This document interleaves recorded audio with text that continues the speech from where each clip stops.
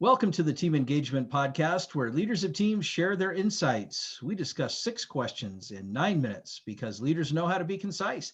Let's get started with our guest today. Our first question, in a few sentences, tell us who you are and what you do. Well, hi, I'm Brandee Sanders. I'm Vice President of Marketing with Modal, and I actually run the demand gen, marketing, social, SEO, everything you can possibly imagine on the digital marketing side for this organization, which I very recently joined after previously being Senior Director of Marketing Operations with Appetize Technologies. So a recent change for you then. Yes. Well, Yes, congratulations. very recent. Great. Question number 2, what's the best thing about working with a team? I think the best thing about working with a team is that it is not a one-way street where I'm delegating and speaking down to, but rather for me, I come from a place of servant leadership. And I feel like I learn from my junior team members as much as I learn from my senior C-suite members. I feel like when I have a team, I try to make sure that we have very dynamic conversations, super authentic. What you see is what you get, no smoke and mirrors or like clouded, hyperinflated buzzwords, which we love in marketing and technology to use, like AI and ML, when it's not really. I like to keep things a very authentic and open door because some of your best ideas can come from having a diverse, dynamic, connected, collaborative versus competitive team. I love that. I completely agree. And I'm also a big fan of servant leadership. So great comments. I like that. Question number 3, I hear from other leaders of teams that it can be a challenge to get team members engaged. Tell us your thoughts. I mean, candy helps. Indeed, it Well, does. you better bring those snacks because sometimes it's a toddler madhouse in there.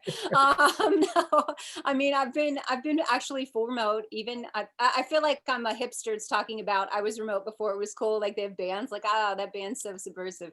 But I've been full remote now for nearly 7 years, and so part of my job as a servant leader or as a manager or director or even a VP of marketing is to engage those team members, and usually that's by being extremely visible, highly transparent, and super authentic. So like I said, removing the buzzwords, removing the this is not my jobisms, making it, sometimes there's certain types of management that like love to create kind of a us versus them competitiveness. Like I eliminate that, and it's all about collaboration because we're literally coming together as a team.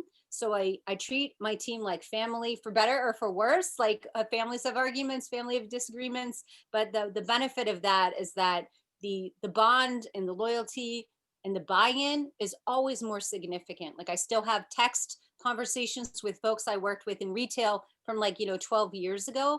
And I think that really stands the test of time for, were you committed? Were you engaged? Were you authentic? Were you transparent with that team? And did you genuinely care about their success, not only just as a selfish aspect of your success, because they're a part of a project or a platform or solution that you're working on, but their individual growth as well. Great insights. I like those comments. And I Thank you. certainly appreciate the Yeah. perspective of trying to empower others. Yeah. And I'm impressed that you still have contact with people from 12 years ago. That's Oh yeah, no, we we still I've got a couple of text trees that I think are like a testament to the fact that like I love those teams. I think about them like family, and I'm super invested in education and growth. A lot of managers, their take on that is a little different. They're like, hey, if you get them certified in Salesforce, they're gonna leave, or they're gonna ask for this huge raise, and like don't do that, don't do that. And it's the opposite for me. Like I'm always investing back into people in the same like evangelistic way that I would for myself, because no one else will do it.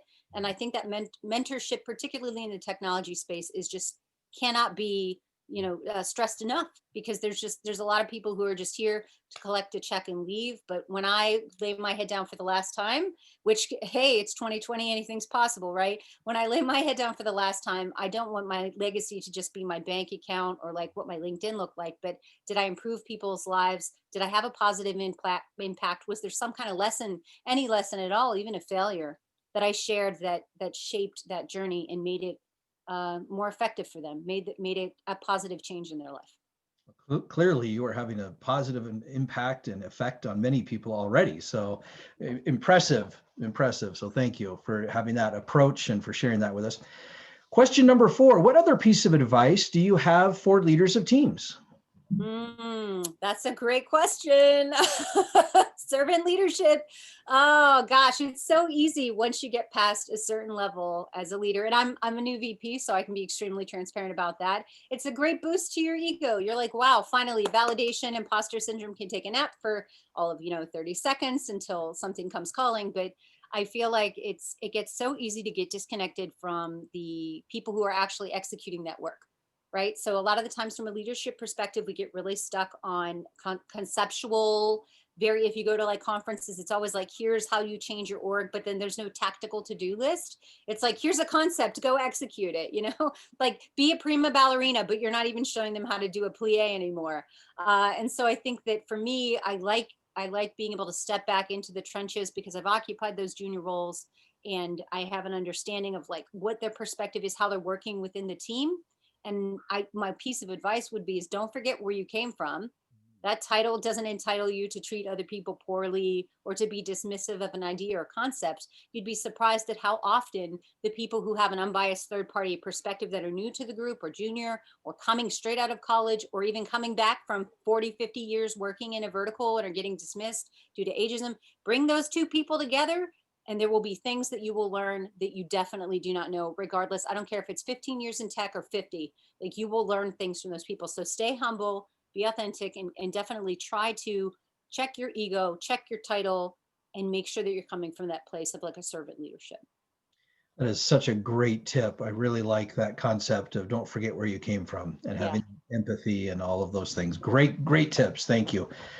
Question number 5, what other successful leaders of teams would you like to recognize that have had a positive influence in your life?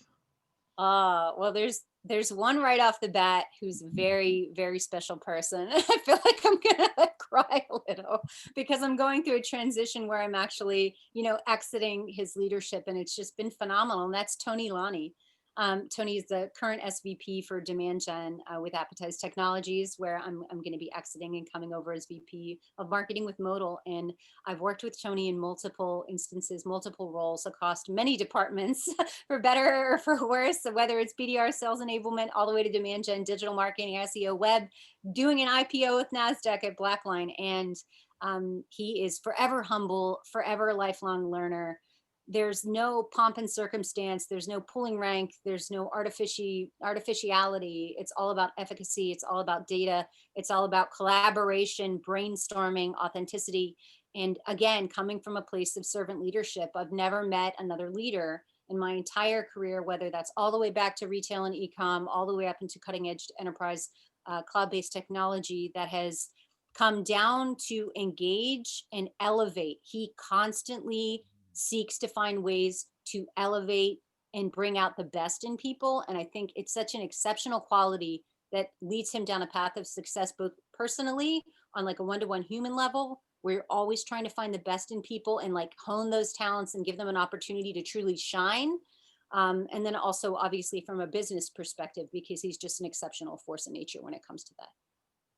He sounds like a phenomenal He is. individual. So that Oh, he explains is. why you are so phenomenal, because you've Yeah. been I surfed the wake of his greatness. That's the whole thing. It's like people fake the funk, like I was always, this super savvy marketer, this like VPA, like people like to love, they put on these airs. And listen, I'm the first person to say I open Google like 10 times a day to ask answers that, that's the place I'm coming from, is just be real with yourself. And I surfed the wake of that greatness for many years and created a wave of my own simply by being in the same room and understanding very real life, tactical, very intelligent engineering almost mindsets, ways of approaching problems across MarTech, demand gen, and enterprise technology. So yeah, shout out to Tony Lonnie because there's only one of him. fantastic. Yeah. Question number 6, our last question. Tell us about your first job. Are you ready for this? Da, da, da, da, da, da. No, I dug ditches. No, it's a lot like digging ditches. I listen, full transparency. If you've heard me on any other podcast, you already know I wasn't born with a silver spoon. There's no affluence. There's no Stanford. This is like straight up. I was in the system, welfare, WIC, you name it. I had the paper food stamps all. I love government cheese to this day. Shout out to the Wahlburgers for bringing that back into my life. But no, my first job was extremely humbling. And that was literally, I dug holes for a very wealthy woman's garden. We dug a ditch around her house and we put tiger lilies in the ground. Tiger lilies, those beautiful orange tiger lilies. Yeah. Every season we'd come back and I'd pile up manure and I'd pile up dirt in a wheelbarrow with my used Keds with like holes in my Keds. And I'd truck under like 100-degree sun in the middle of like, nowhere, Pennsylvania. And I'd literally haul across the street and dump it into her yard and then spend hours and hours on my knees putting lilies into the ground around her. At the time, what appeared to me to just be an enormous mansion. And I think I learned a lot from that. One is it was the first time I'd ever met a wealthy woman who lived alone, who's just like independently wealthy. Usually it's always just like there's like someone who's like trophying it up in the background. Right. But I actually learned a lot from her. She was one of the first people who was just like, you don't have to do this your whole life. And there could be something greater for you out there, which I thought was really interesting because a lot of the times we're very, not me personally, but other folks can be dismissive of those who are not on the same, level or plane. If someone's rude to a waiter, you need to not be their friend. That's all I'm saying. Like, it's important to understand from a place of humility that I came from literally hauling shit, from hauling manure across a yard. And I think about that all the time. And I've cleaned toilets. I've unpacked trash bags of donations. I've folded clothes. I've, gone through 1,000,001 non-Stanford, not MIT, not a Silicon Valley silver spoon hedge fund background at all. And I think that every time I'm faced with a challenge, that literal to the ground grit, like I know what it's like to be at the bottom and I remember it every day when I wake up, and it makes me hungry and it makes me want to take other people that are behind me who are coming from that realm to hold the door open for them and to bring them in and to show them that like there's a path out of that and you can stay if you want to, but I'm going to hold that door open every damn time. And that's why I constantly am mentoring. Every word, you'd be surprised how the smallest of words can have a long-term impact on someone. So mentorship, evangelizing, making sure that lifelong learning is a part of you. Don't ever stop learning. The minute you stop learning, everything goes to hell. Like you've got to have that childlike wonderment for staying alive, because I honestly think it's like a wellspring of life, and it keeps you curious. And that's, again, like the last time I lay my head down, I want to know that I did all I could.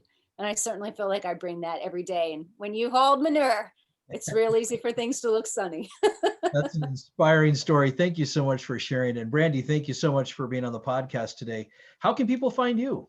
Oh, you can find me at my website, which is www.brandeesanders. I'm going to spell that out because Brandee is often spelled with a Y.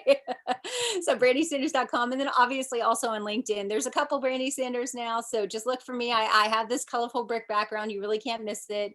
And obviously currently I'll be with Modal as VP of marketing. So feel free to find me that way as well. And it's been an absolute pleasure. And I appreciate the opportunity to jump up on my, my soapbox and talk about servant leadership and what it takes to really love and engage with your team.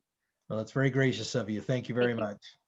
This is Sean Richards with the Team Engagement Podcast, where leaders of teams share their insights. For more ideas, go to teamengagementpodcast.com and download an engagement booster tip sheet. Again, that's teamengagementpodcast.com. Thanks for joining and listening today, and have a great day.